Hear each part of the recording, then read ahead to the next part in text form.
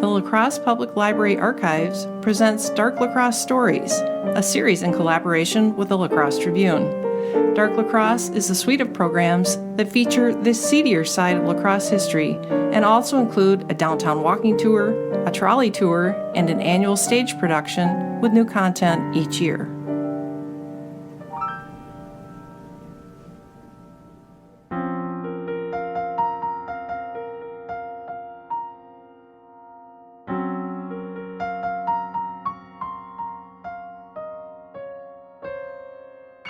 It happened right here on the railroad tracks at the Avon Street crossing.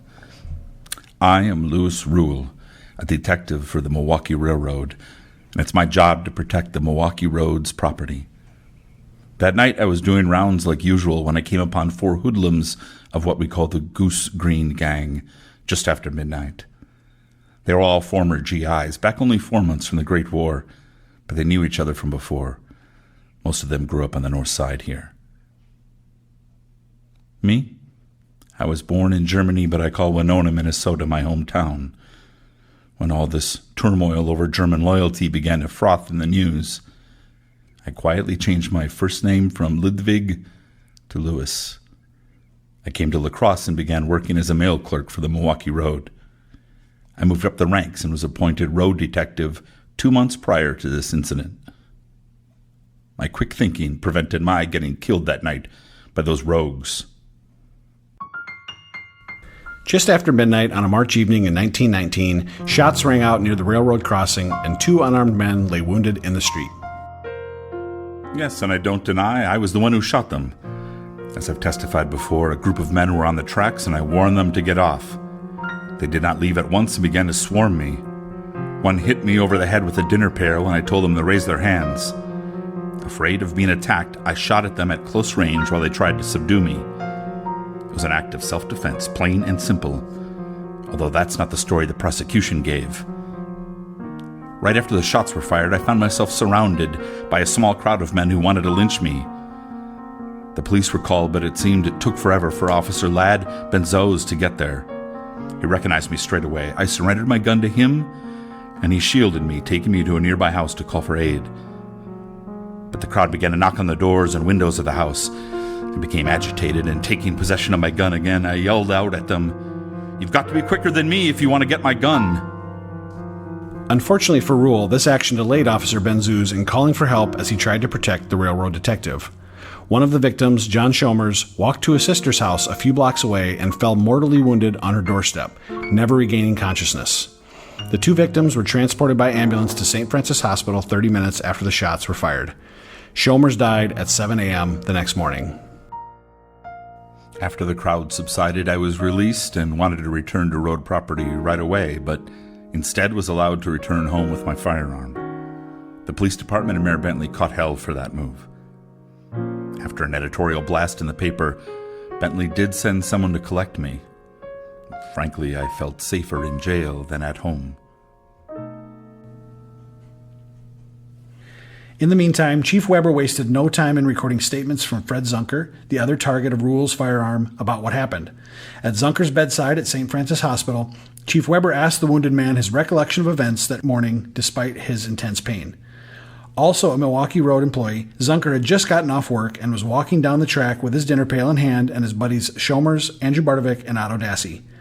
The railroad detective came down the track in back of the group between Liberty and Avon Streets. Zunker claimed to have called out, "Didn't you know I work for the company?" And that Rule answered, "Yes, I know you do. You're the switch tender at the tower." He shot his gun at their feet and then pointed the gun at their heads.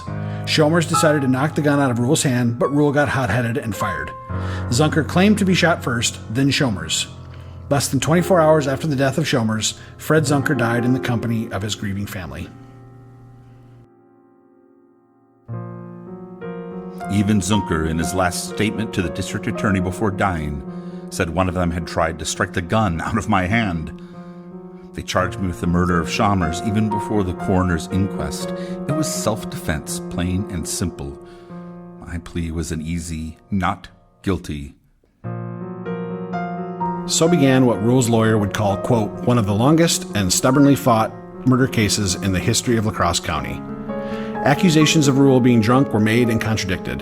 Bartowiak, one of the men involved and a primary witness for the prosecution, had a prior conviction, so his testimony seemed suspect. The testimony of how far away the men were from Rule when the firearm was discharged was also inconclusive, and the autopsy reports merely stated that the shots were fired at close range, likely less than 3 feet, while the witnesses claimed Rule was at least 25 feet away. But I found a mystery witness. I am Albert Zunker, Fred's father, and I vowed that I would avenge my son's senseless death. I also worked for the Road, as we call it, as a foreman. Every night after work, I would scour the neighborhood looking for witnesses or other clues to use to clear my boy's name and pin responsibility on Rule. My surprise witness was Mrs. Eva Sands, who lived only 3 houses from the Avon Street crossing. She recalled hearing voices of men coming down the track without any indication of a quarrel. Suddenly she heard a voice ask, "Why? What did we ever do to you?" Followed by the sound of 2 shots. But upon cross-examination, Mrs. Sands admitted she could not remember the date of the occurrence. That bastard Rule remained his customary cool self as the proceedings progressed, which just made my heart sink. The jury reached a decision shortly before 11 p.m. the night of closing arguments. The first ballot of the jury eliminated murder in the first and second degree. But one member thought Rule ought to be convicted of manslaughter since 2 men lay dead as a result of his actions. The argument had been intense, and the verdict bitterly contested by this one juror. In the end, the jury found the defendant not guilty. Rule, he never moved. He never displayed a sign of emotion. He was as stoical as he had been all through the case. He never apologized for taking the fate of John Shomers and my son in his own hands. Rule returned home happily to his family, to his wife and toddling son. Well, my wife and I visited our son in the cemetery. After his acquittal in the Shomers murder trial, the state dismissed proceedings against Rule for the death of Fred Zunker. Louis Rule and his family left La Crosse for good after that. The Milwaukee Road transferred Rule to the rail yards in Chicago at first, but he relocated to his hometown Winona, returning to a former job of stationary engineer for the Winona Candy Company. Later, Rule moved his family to live out the rest of their lives in Washington, D.C. The families of both dead men, John Shomers and Fred Zunker, brought civil suits for damages against the Milwaukee Road, and both cases were settled out of court. While we will never know the amount of the damages, Albert Zunker continued his endless quest to bring Rule to justice. He did turn up another surprise witness who allegedly watched the criminal court proceedings, but who was never called by either the prosecution or the defense. Wisconsin law precluded a man to be tried twice for the same crime, but likely this witness was key in garnering damages in the civil case for the Zunker family. Albert Zunker continued to work for the Milwaukee Road until his retirement.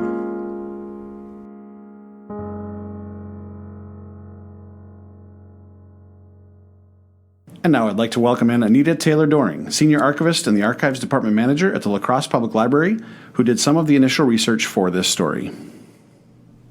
There are a couple of things that struck me about this story, but the largest question in my mind is why a mob gathered around Rule, the railroad detective, almost immediately after the shots rang out, when no one at that point knew anything of the circumstances of the affray.